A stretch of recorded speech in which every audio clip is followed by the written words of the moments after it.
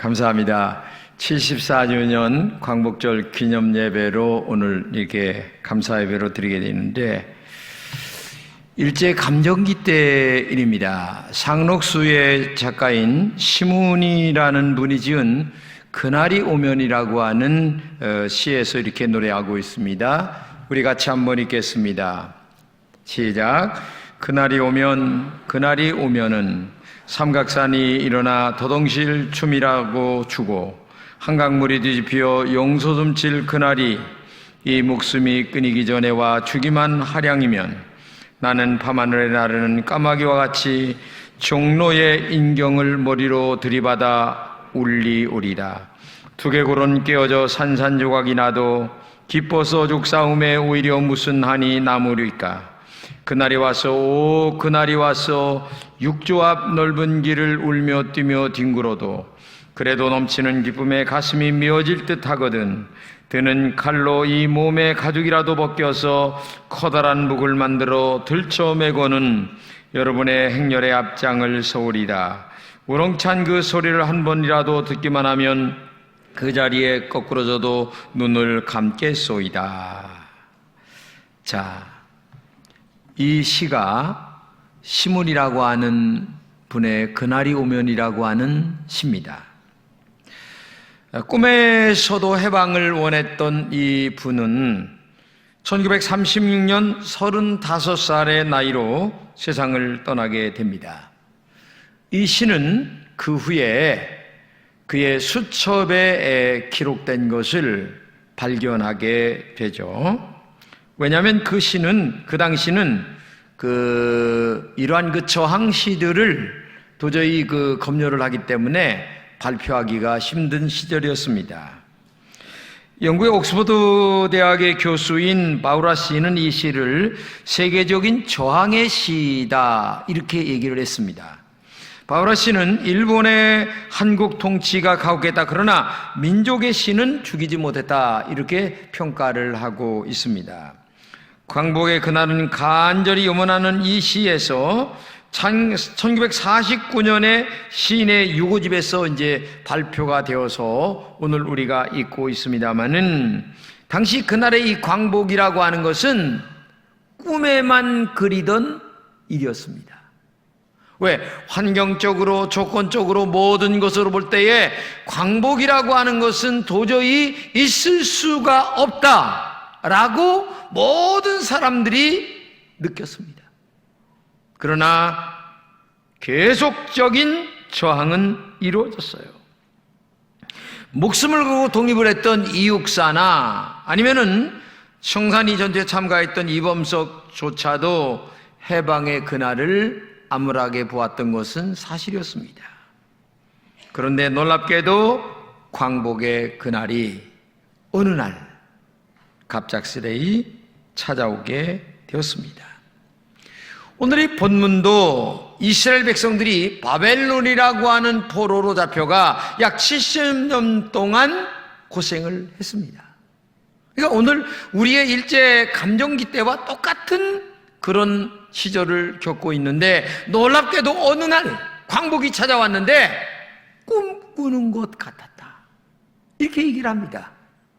그러니까 오늘 이 시편에 나오는 이스라엘 백성들의 광복과 오늘 우리나라의 8.15 광복과 거의 흡사한 그런 내용을 표현하고 있는 것입니다. 오늘 본문에 정말 아픈 단어가 하나가 나오는데 그 단어가 뭐냐면 포로라고 하는 얘기입니다. 포로라고 하는 말은 뺏겼다는 얘기입니다. 자유가 없다는 얘기입니다. 나라가 망했다는 말입니다. 이룬 것도 없다고 하는 말입니다. 가진 것도 잃었다고 하는 얘기입니다. 그리고 상황이 완전히 바뀌었다라고 하는 말입니다. 그래서 스스로 낙담하고 있습니다. 그래서 그 상황을 한마디로 표현하기를 뭐냐? 포로, 이런 말로 표현하고 있습니다. 사실 이스라엘 민족이 포로로 잡혀갔던 것 마냥 우리나라 백성들도 칠흑 같은 어둠 속에서 36년의 엄청난 압박과 서름 속에서 살았던 것을 우리는 기억하지 않을 수가 없는 거죠. 대표적인 예를 든다면 우리가 잘 아는 바람과 하늘과 별을 노래한 윤동주 시인의 그 뒷얘기를 들어보면 이 양반이 1941년도에 연희전문학교를 졸업하고 일본의 그 도쿄대학 영문과를 들어갔다가 다시 동지사대학 영문과로 옮깁니다. 너무나 힘들고 고국의 아픔 속에 살았습니다. 그런데 그는 연필만 들면 시가 저절로 만들어지는 거예요. 그 아픔의 시, 고통의 시가 저절로 만들어지는 거예요. 그런데 이분은 저절로 시가 쓰여지는 것조차도 부끄럽게 여겼던 거예요. 왜? 아픔이 너무 크다 보니까 그 아픔이 저절로 글로 만들어지는 거예요. 근데 백성들은 이렇게 고생하는데 나는 시가 저절로 쓰여지니 너무나 슬프다, 이런 말을 해요. 여기 지금 보게 되면 이렇게 얘기합니다. 나는 뭘 바라? 나는 다만 홀로 침전하는 것일까? 인생은 살기 어렵다는데 시가 이렇게 쉽게 쓰이는 것은 부끄러운 일이다. 쉽게 쓰여지는 시 일부를 얘기하고 있는 거예요. 그러니까 침전이라고 하는 말은 여기 의식이나 행동 따위가 이렇게 가라앉은 상태를 얘기하는 거예요. 정말 내 마음속에 정말 뭔가가 백성들도 다 가라앉아 있는 상태이지만은 그러나 민족을 사랑하는 마음은 가슴속에서 계속 들끓는 그런 내용의 의미를 노래하는 시다, 이렇게 볼 수 있는 거죠. 근데 놀랍게도 이 우리가 아는 윤동주 시인을 일본 사람들은 내버려 두질 않아요. 어느 날 한국에 오려고 짐을 싸고 있는데 불량자라고 해서 감옥에 가둡니다. 결국 그가 1945년 2월 16일 해방이 되기 직전에 갑작스레 옥사를 하고 맙니다. 근데 그 기록으로는 뇌출혈로 되어 있는데 마침 그때에 함께 감옥에 갇혔던 송명구라고 하는 친구가 있는데 이 친구에게 가족이 면회를 갔었어요. 가족이 면회를 갔는데 송명구가 하는 말이 매일 한 번씩 나에게 주사를 놓는다, 이 얘기를 한 거예요. 그래서 송명규도 결국은 얼마 있다 죽어요. 그러면 송명규나 이 시인이나 함께 주사를 맞아서 죽었다고 역사가들은 얘기하고 있는 거죠. 일본 문학평론가 고노 에이지라고 하는 사람은 당시 규주대학교에서 실험하고 있던 혈장 대용 생리식염수일 가능성이 크다, 이렇게 학자들은 기록을 하고 있습니다. 우리의 포로 시절은 이렇게 암담했습니다. 조선의 꽃봉오리들이 피지도 못하고 역사의 형장의실로 사라지는 아픔이 이 포로라고 하는 엄청난 아픔이었다는 것을 우리가 알아야 됩니다. 그런데 오늘 본문에 보게 되면 놀랍게도 이스라엘 백성들이 포로로 잡혀갔다가 엄청난 고난 속에 있을 때에 갑작스레인 변화가 일어납니다. 해방의 기쁨을 맞이합니다. 그 얘기를 본문은 한마디로 얘기하는데 여호와께서 개입하셨다, 이렇게 말하고 있습니다. 캄캄한 밤중에 여호와께서 계속 개입하셨다는 얘기입니다. 인생의 외로움에 떨고 있을 때 여호와께서 개입하셨다는 얘기입니다. 어려움에 허덕이고 있을 때 여호와께서 찾아오셨습니다. 여호와께서 텅 빈 들판에 찾아오셨습니다. 여호와께서 그의 답답한 시간을 찾아오셨습니다. 그래서 해방의 그날이 어느 날 갑작스레 이스라엘 백성들에게도 찾아온 것 마냥 1945년도에 우리나라에 해방이 갑작스레 찾아오게 됐다는 것을 알아야 됩니다.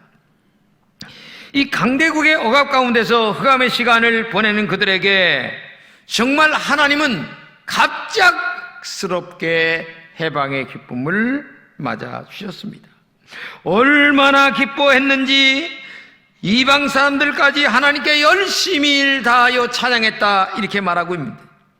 하나님의 은혜로 나라가 망에 끌려가 70년의 고생을 하고 있던 이스라엘 백성들에게 하나님께서 개입하셔서 해방을 주신 것 마냥 우리에게도 어느 날 갑작스레 해방의 기쁨을 안겨주시는데 말할 수 없는 기쁨과 축복이 그때 찾아왔어요. 해방의 놀라운 결과는 첫째는 우리 민족이 얼마나 선조들이 애를 썼나를 알 수가 있습니다. 이 민족의 독립을 위하여 얼마나 많은 사람들이 죽고 그리고 독립을 위하여 애썼나를 알 수가 있습니다. 그리고 그것을 온 세계에 알리면서 이 민족의 자유독립을 위하여 눈물 어린 노력과 땀을 흘렸습니다. 그런데 놀랍게도 이런 노력과 애씀으로 말미암아 하나님께서는 어느 날 갑작스레 미국이라는 나라를 통하여 히로시마의 원자폭탄을 터뜨리면서 갑작스레 해방을 맞이하게 하는데 이게 바로 하나님의 은총 속에서 되었다는 것입니다. 그래서 우리는 정말 미국이 아니면 일제감정기에서 해방이 될 수가 없었어요. 여러분 그걸 잊어서는 안 됩니다. 그리고 6.25 전쟁도 마찬가지입니다. 6.25라고 하는 이 전쟁이 부산만 딱 남아서 나라가 지금 공산당에게 다 점령이 됐을 때에 하나님께서는 메가다를 통하여 인천 상륙작전을 감행하게 하셨고 그로 말미암아 중간에 숨통을 끊음으로 말미암아 38선이라고 하는 것이 만들어져서 오늘 남한만이라도 자유를 찾은 대한민국이 지금 있기 때문에 오늘 여러분과 제가 이 자리에서 예배를 드리고 있지. 만약에 그때 남한의 대한민국이 독립을 가져오지 않았다면 아마 금정은이 밑에서 지금도 허기진 배를 이끌고 지금도 살고 있지 않을까. 그래서 우리는 정말 미국이라고 하는 나라에 2번이나 숨통이 끊어지기 직전에 은혜를 입은 거예요. 여러분 인정할 건 인정해야 돼요. 이걸 인정하지 않는다면 문제가 해결이 안 돼요.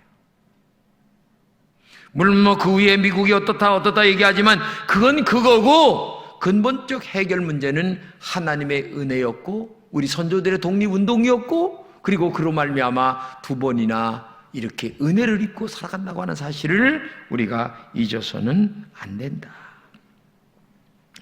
그러므로 이 8.15 강복은 정말 하나님의 은총과 우리 선조들의 독립운동과 그리고 정말 연합군의 도움 그리고 미국이라는 도움 때문에 오늘 우리가 이 자리에 있다는 것을 우리가 알아야 된다는 거죠. 그래서 언제나 여러분과 저는 하나님에게 감사한 마음을 갖고 살아야 될 줄로 믿습니다. 지금 중국과 소련, 일본이라고 하는 엄청난 강대국들이 우리 주변에 쌓여 있어서 우리는 이 외교전을 잘해야 됩니다. 외교 못하면 큰일 납니다. 외교가 얼마나 중요한가를 알아야 됩니다. 이 작은 대한민국이 살아남는 길은 외교를 잘하고 믿음으로 열심히 살아서 하나님의 은총이 이 대한민국을 보호하사 이런 은혜가 아니면은 이 대한민국은 살 수 없다는 것을 우리가 알아야 된다는 얘기죠. 그리고 정말 국력을 키워야 됩니다. 나라의 국력을 오직 키워서 힘을 기르는 길밖에 없다는 얘기예요. 나라가 없이 우리 가정이 있을 수 있어요? 나라가 없는 슬픔은 정말 이미 우리 선조들을 통하여 우리가 얼마나 경험했나를 알아야 돼요. 지금 개인이 너무 팽배해서 나라를 돌보지 않은 사람들이 많이 있는데 정말 나라가 얼마나 중요한가를 우리가 알아야 됩니다. 오늘 본문에 보면 감격하며 찬양하며 울리던 그들이 벌떡 일어납니다. 찬양하면서 다짐합니다. 이제는 씨를 뿌려야 되겠다. 어떤 상황에서 울면서 씨를 뿌려야 되겠다. 눈물을 흘리며 씨를 뿌리는 자라고 말하고 있잖아요. 이 말씀은 씨주머니를 차고 있는 농부의 모습을 생각나게 합니다. 그러나 씨를 뿌리지는 일은 쉽지 않아요. 그래서 울면서 씨를 뿌려야 된다는 얘기입니다. 가정에서, 일터에서, 교회에서 말씀의 씨를 가지고, 복음의 씨를 가지고, 그 다음에 마음의 결단을 하고 이 민족의 미래를 위하여 정말 우리가 씨를 뿌리며 앞으로 우리 후손들에게 더 좋은 것들을 남겨줘야 되겠다고 하는 그런 바른 정신이 우리에게 있어야 된다는 얘기죠.